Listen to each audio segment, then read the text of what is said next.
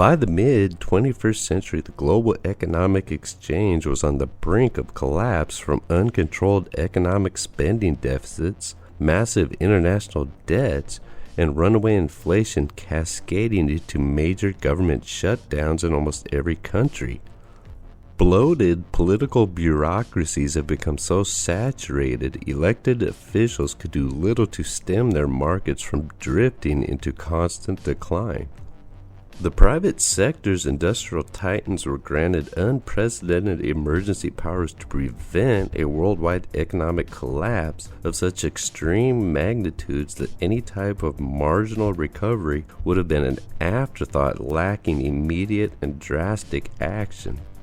Large industrial institutions merged with continental countries to form conglomerations of vast economic trade zone territories made possible by artificial intelligence restructuring currencies and monetary standards into a universal exchange system, achieving ultimate efficiency by eradicating worldwide debt matrices and the obsolete governmental lend, lease, and borrow global banking exchange systems. By the dawn of the 22nd century, humanity has spread throughout the solar system and beyond to nearby star systems, colonizing numerous exoplanets in these new interstellar orbits. 5 monumental mega corporations controlling entire continents now fuel this new era of interplanetary capitalism as industrial rivals compete in a codependent survival dance of musical chairs for the largest market shares and highest profit margins that now dictate the structure of these new clusters of corporate-controlled governments. Earth's United Service Collective was established in 2060, comprised of continental economic trade organizations, each performing specialized industrial functions to support global economic trade networks and off-world colonial states. Weyland Industries produces androids and supercomputer mainframes such as Mother's advanced AI processor cores. The Yutani Corporation builds Colonial spaceships as well as scientific research and medical technology services. United America's military arms manufacturing and security services supports the Colonial defense industry, as well as the emanator production sector providing AI projected assistance and holographic human companions. Threshold's regime makes cybernetically enhanced humans or cyborgs, as well as advanced plasma energy particle reactors and colonial terraforming tech for exoplanetary settlement atmospheres. Space station and orbital dock economic procurement is provided by the Dynamic Consortium along with fusion energy element harvesting and helium-3 deuterium refinement. Lynch Industries engineers clones, embryos, cryopods, and life support systems, while additionally providing a steady stream of colonial labor for off-world construction and extensive work programs. The recent upstart Prodigy organization arose through advanced genetic research in the synthetic intelligence field, through developing the transfer of human consciousness into an artificial being known as hybrids. Each industrial megafaction now controls a continental service territorial zone that is now a subsidiary national corporate governmental body, such as the Transoceanic Co-op, North and South United America, the Euro-Afro Link, the Russo-Sino Asia Prime, Asiatica Trade Zone, the East Indo-Pacific Trade Imperium, and New Siam, making up the recently established Earth Federated Trade Network.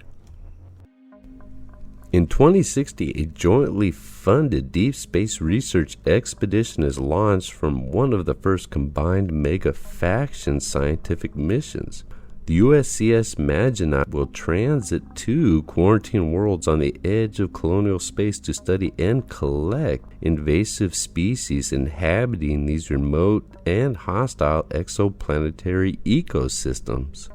Spanning 65 years of sublight interstellar travel, this discreet and off-the-books effort requires cryopods for the crew, placing them in suspended animation until reaching the designated system's orbital locations.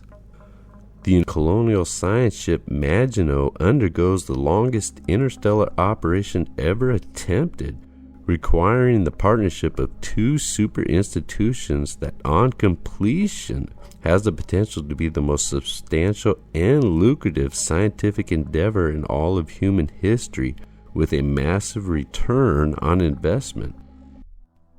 2 decades later, Peter Weyland continues his determined quest for knowledge of the unknown in 2080, by additionally funding the Prometheus program attempting to ascertain mankind's origin some 34 light-years away around another obscure planet named LV-223. The Paradox Drive, a recent breakthrough for interstellar travel, enabled the ship to produce 66% of sublight, sustained, and constant acceleration. This advanced propulsion drive enabled traveling just over 13 light years in 12 months' time without exceeding the speed of light threshold within the subspace acceleration vortex of speed-to-mass ratio. The downside is the astronomical cost involved with retrofitting a large spaceship with this complex particle plasma fusion reactor system. Against the advice of his executive board, Peter Weyland levied most of his megacorporation into funding the USCS Prometheus, and if successful, like his research team counterparts strongly believed, the scientific discovery would result in massive technological discoveries that could possibly even expand human lifespans, making this the most expensive deep space expedition to date. In 2090, the Prometheus departed Earth for the 34 light-year interstellar journey to what was coined the engineer world. However, successfully arriving 2.5 years later, the mission abruptly ended in catastrophe, with the ship destroyed and all hands presumed lost. 5 years later, Weyland Industries was near bankruptcy, forcing executives to sell off its European and African territorial holdings to Dynamic, one of its biggest competitors, to offset the loss of trillions in adjusted dollars from the Prometheus program disastrous failure. Peter Weyland, along with his daughter, the kingdom's legal heir, were both lost on the mission, leaving behind a corporate power vacuum that would eventually cascade into a desperate merger with the Yutani Corporation to prevent the regime from further fracturing into dissolvement. In 2099, the newly consolidated powers of Weyland-Yutani were officially merged, giving the new megacorporation a continued lead in deep space scientific research and exploration. Utilizing a second Paradox reactor system previously under construction, the organization's first mega project doubled down on Weyland's first endeavor with another large-scale program, acquisition for a deep space mission with over 1,000 colonists to Orgai 6. The first Earth-like habitable exoplanet discovery around a distant star system outside of colonial space over 65 light-years away.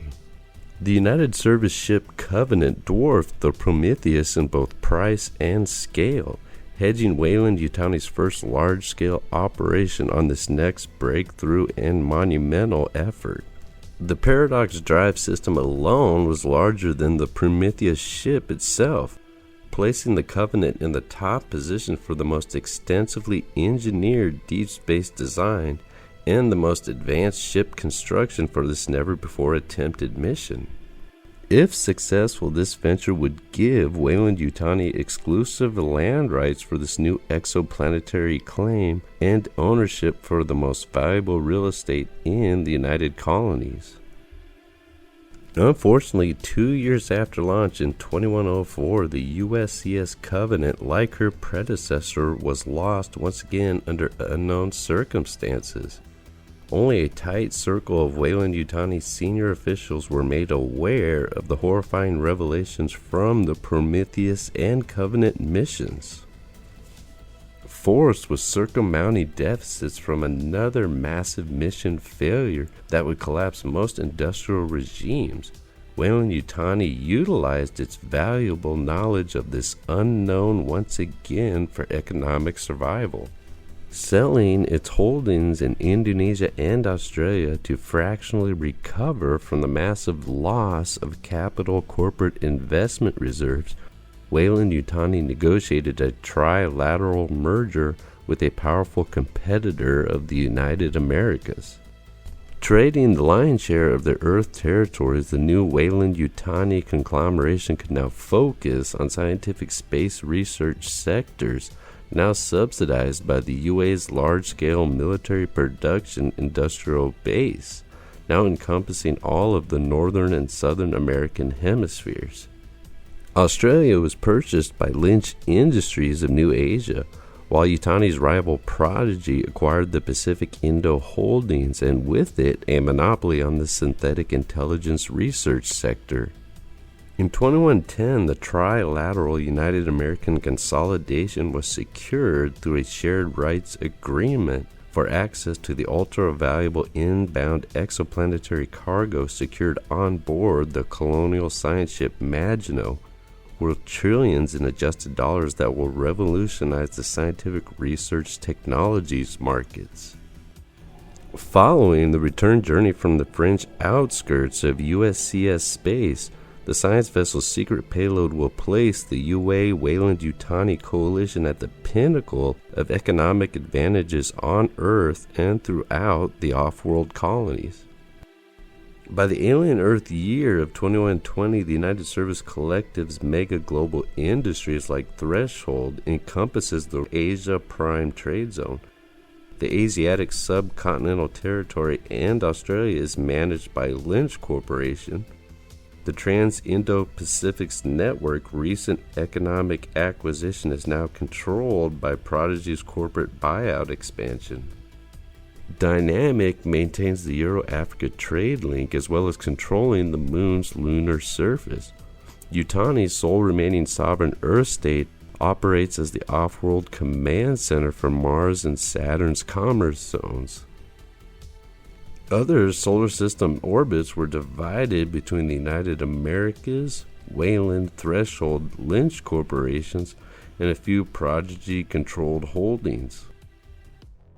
The military mega industry of the United Americas outsourced Defense Force personnel and assets to other service collective organizations for off-world colonial security soldiers and standard police actions. The United States Colonial Marine Corps was the UA's first response force to problematic interplanetary locations to restore order in unstable situations or contingencies. During the alien Earth's 2120s time frame, fast and light travel is the latest technological arms race between the United Collective Service powers. The first hypercorporation capable of developing artificial intelligence to solve this universal speed limit for physics and successfully engineer a faster-than-light propulsion system will have an open door to new regions of space beyond colonial stellar frontier zones that in turn will generate economic returns and profits on scales unlike anything deemed possible. The failed Prometheus and Covenant missions to construct these complex hyper-energy dependent sublight drive reactors, scaring away other industrial powers not willing to risk their entire institution's future on a single ultra-expensive interstellar gambit.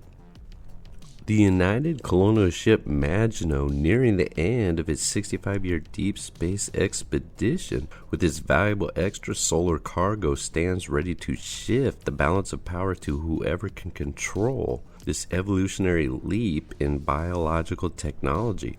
This makes Weyland-Yutani's wayward science vessel the most valuable commodity in the Federated Earth territories and a prime candidate for corporate espionage, willing to throw aside treaty regulations to possess this risk-avertive asset and its mysterious contents. No artificial intelligence was used in the creation of this video expedition. Only one low-powered human biological brain.